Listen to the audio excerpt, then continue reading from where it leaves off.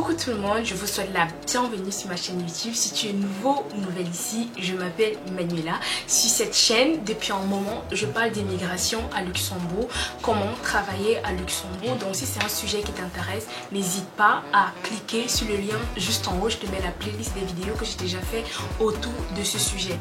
Alors aujourd'hui, je vais te parler du plus gros mensonge sur le travail à Luxembourg. Ce qu'on ne nous dit pas en fait, c'est que j'aurais voulu savoir avant de m'installer à Luxembourg, avant d'accepter l'offre qu'on m'a faite à Luxembourg. Je me dis que on est tellement focalisé sur l'aspect salaire quand on vient travailler à Luxembourg qu'on néglige certains aspects, et je me dis c'est vraiment quand tu travailles déjà que tu te rends compte que ce n'est pas que le salaire qui compte.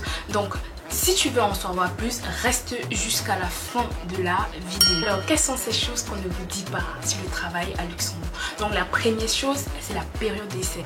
Alors, il faut savoir que la période d'essai à Luxembourg est de 6 mois et non renouvelable. Votre employeur, au bout de 6 mois, ne peut pas renouveler votre période d'essai si vous ne la passez pas.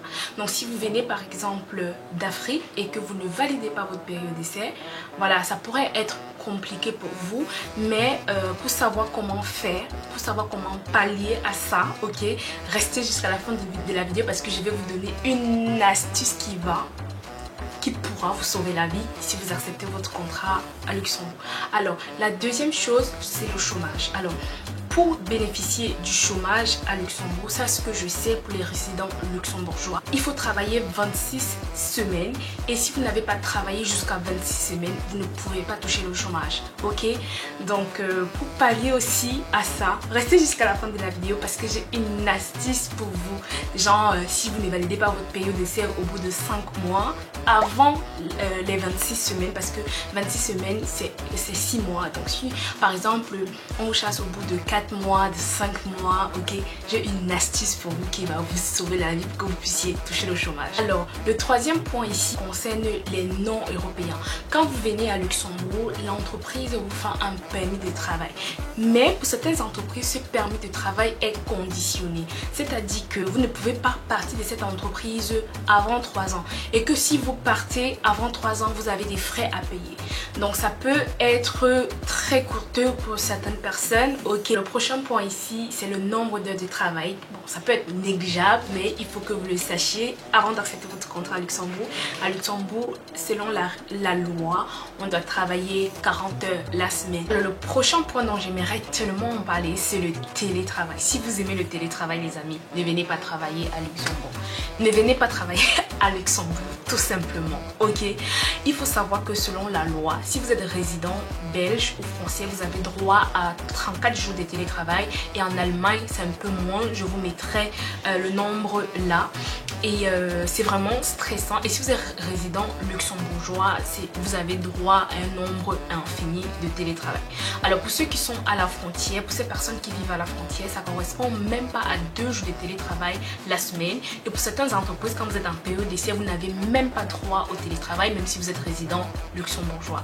Et honnêtement c'est stressant. Franchement je suis passée par là.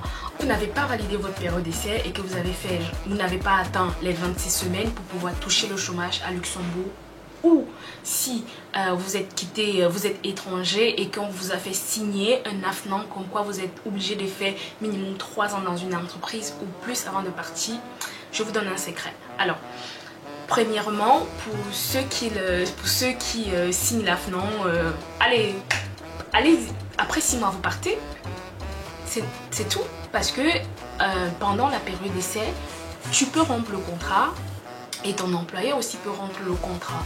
C'est pas juste d'un seul côté. Si on ne valide pas ta période d'essai et que tu as travaillé moins de 26 semaines, l'astuce que j'ai à partager avec toi, c'est de faire les intérims. Et c'est tellement facile de trouver des intérims à Luxembourg. Donc si tu as par exemple fait 20 semaines de travail, tu vas chercher un intérim qui va te compléter à 26 semaines. Tu envoies juste ton dossier à l'ADEME. Et au moment où on ne valide pas ta période d'essai, je te conseille de faire signe directement à l'ADEME et eux-mêmes ils vont te conseiller en ce qui concerne le chômage de postuler pour des intérims pour compléter tes semaines de travail à 26 semaines pour pouvoir toucher le chômage. Et tu pourras toucher jusqu'à 80% de ton salaire, ok? Et aussi pour toucher le chômage à Luxembourg, comme j'ai dit au début de la vidéo, il faut être résident luxembourgeois. Donc c'est cette astuce que j'avais pour vous. Donc voilà, les intérims, voilà, ça se trouve, je vous mettrai des sites où vous trouvez facilement les intérims en bas de description. Je vous remercie d'avoir regardé cette vidéo et je vous donne rendez-vous dans ma prochaine vidéo. N'hésitez pas à liker, à me laisser des commentaires. Bye!